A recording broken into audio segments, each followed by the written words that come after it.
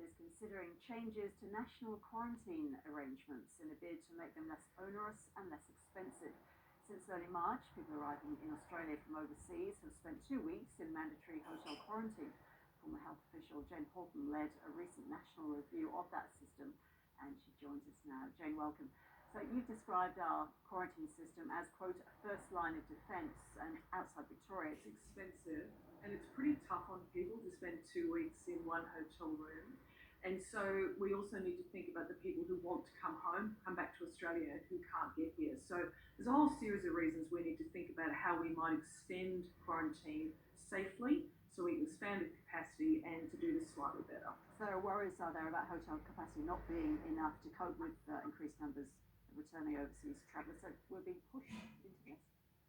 Well, no, we're not being pushed. We're going to take measured, thoughtful and evidence-based steps because we know so many of us have got friends and family who are overseas who want to come home, and if we are limited to the current number of just straight hotel beds, that will be difficult for us. So that's why we need to find some new models, but based on evidence so that we can do it safely. And what options are being looked at? Well, I think a number of people have already heard about Howard Springs, which is a former mining camp in Darwin. It's just quite near the CBD actually. And that is a place where we're going to be able to quarantine many more people than we can just in the average hotel.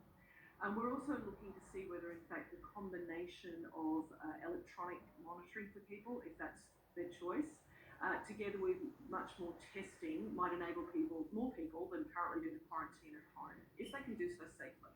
Those electronic monitoring devices, there'll be obvious objections over privacy to that option. Well, I think the thing to remember is that for many people the choice, if they have it, between spending 14 days in a hotel room as opposed to spending time at home with a wearable device. They're using these in Singapore at the moment. They work very, very well, but obviously that's something that people would have to consent to. What about the so-called light system that's proposed, no quarantine if you're from a low-risk country, green in other words, quarantine if you're from a high-risk place, red. It's that middle amber level where the situation is a little less clear. What elements will be taken into consideration? It doesn't seem to be an easy calculation. Well, as you say, there are some jurisdictions we know already, and in fact I recommend that consideration be given to not quarantining people arriving from New Zealand. The Kiwi cousins are beating us on this at the moment. They're the envy of the world. So it's great that people coming from New Zealand don't have to quarantine and use beds that could be used for others. As you say, red or high-risk jurisdictions, I think the answer is pretty clear. So for people coming from amber jurisdictions, this is where we do need to think about whether home quarantine might be an option. The combination of testing and tracking and monitoring might give us much greater capacity. And then, as we've already said, places like Howard Springs provide options as well. What about the length of quarantine time as well, Jane? 14 days at the moment. In other countries, it's much. They have a shorter time frame. Are we looking at that, and is that safe? Well, certainly, again, one of the things I recommended is we look at, for some people coming from some jurisdictions where the risk is relatively lower, could we, for example, use what other countries are 7 days worth of quarantine combined with some kind of tracking and testing arrangement?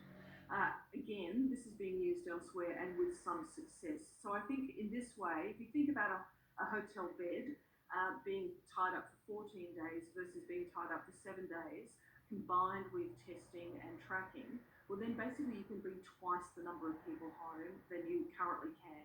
So I think this is an option as well, but it's got to be based on evidence and it's got to be judged to be safe for the broader community. So when do you think there may be a change to the quarantine arrangements before Christmas? Well, we've already seen a change. So we've already seen the scaling out of the Howard Springs facility, and a number of us have seen those flights coming back, put on by Qantas and the government to bring home Australians, including from London, and that's fantastic. We've already seen Kiwis coming from New Zealand. They've been there for 14 days, so they're now exempt from quarantine. And I know that the AHPPC, that group of very hard-working health officials, are working right now to look at what those options might be. So I've got my fingers crossed that we might see some of these changes by Christmas, yes. Jane Halton, thank you very much.